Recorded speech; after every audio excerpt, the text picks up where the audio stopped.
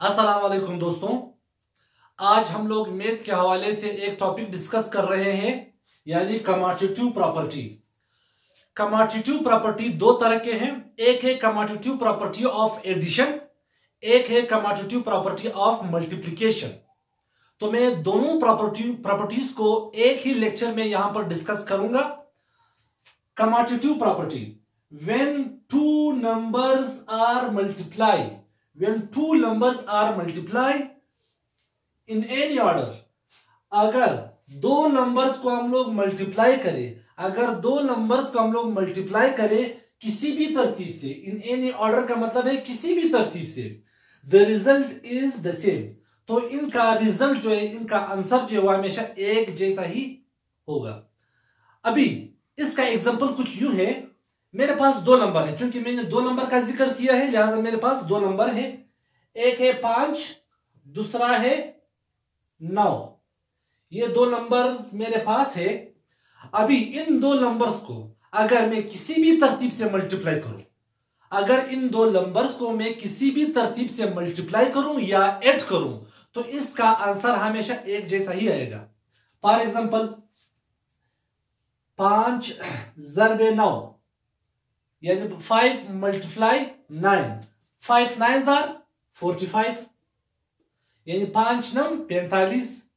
फिर यानी पहले मैंने इन दो नंबर्स को इस तरतीब से ज़रब किया, पहले 5 लिखा फिर 9 लिखा। अभी मैं इसका तरतीब चेंज करता हूं, पहले 9 लिखता हूं फिर 5 लिखता हूं। 9 5s आर वही 45, 9 5 45, 5 9 45।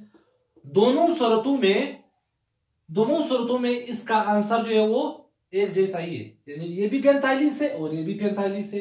यानी दो नंबर्स को अगर आप लोग किसी भी तरतीब से मल्टीप्लाई करें, दो नंबर्स को अगर आप लोग किसी भी तरतीब से मल्टीप्लाई करें, तो इनका आंसर हमेशा, इनका रिजल्ट हमेशा एक जैसा ही आएगा। अभी ये तो मल्टीप्लाई का एग्जांपल था, अभी मैं एडिशन का एग्जांपल लिखता हूं।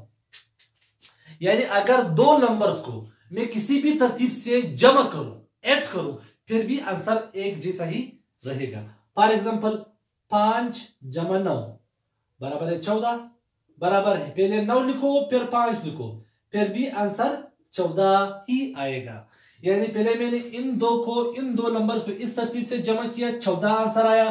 फिर मैंने इन दो नंबर्स को इस तरतीब से जमा किया, फिर भी आंसर 14 आया, फिर भी रिजल्ट 14 आया। तो ये भी 14, ये भी 14। तो डेफिनेशन से पता चलता है कि when two numbers 1 2 are multiply are add, यानी अगर हम लोग मल्टीप्लाई करें या ऐड करें इन एनी ऑर्डर, किसी भी तरतीब से अगर हम लोग दो नंबर्स को मल्टीप्लाई करें या ऐड करें, the result is the same, तो इन दोनों का रिजल्ट हमेशा एक जैसा ही आएगा। तो ये था आज का property, commutative property of addition and commutative property of multiplication. और इस प्रॉपर्टी को हम लोग उर्दू में नाम देते हैं खासियत मुबादिला। इस प्रॉपर्टी को हम लोग उर्दू में नाम देते हैं खासियत मुबादिला। मुबादिला का लफ्जी मतलब है तब्दीली। किस चीज की तब्दीली? यानी अरेंजमेंट की तब्दीली, तरतीब की तब्दीली। पहले मैंने इस तरतीब से जमा किया, फिर तब्दील किया, तब्दीली, मैंने इन दोनों में तब्दीली लाया तरतीब के लिहाज से। फिर 9 5 लिखा, फिर भी जवाब 14 आया, यहां पर भी 14 और यहां पर भी 14। तो इस वजह से इसको हम लोग खासियत मुबादिला का नाम देते हैं। यानी इन दो नंबर्स को पहले इस तरतीब से जमा करो, फिर तब्दील करो, पहले 9 लिखो फिर 5 लिखो, फिर भी आंसर 14। तो इस वजह से इसको हम लोग खासियत मुबादिला और कम्यूटेटिव प्रॉपर्टी का नाम देते हैं।